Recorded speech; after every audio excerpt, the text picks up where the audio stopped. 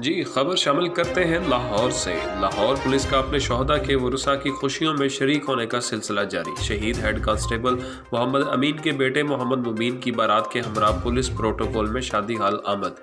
SP Iqbal Town Mohammad इस्मार्ट टीपू की हिदायत पर एसडीपीओ गुलशन रावी मियां हसन अजीज और एसएचओ हाफिज शुजाउल्लाह ने डॉल्फिन पीआरयू पुलिस अफसरान और जवानों ने बारात का वेलकम किया। हेड कांस्टेबल मोहम्मद अमीन 2005 में जंग में शहरियों की जानो माल की हिफाजत करते हुए जराइम पेशा अफराद की फायरिंग से शहीद हो गए थे।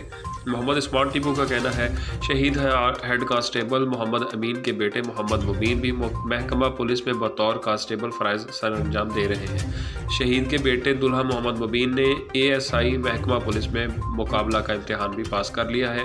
एसडीपीओ मियां हसन अजीज़ ने शहीद के बेटे मोहम्मद मुबीन को फूलों के गुलदस्ते और तोहफ़े पेश किए।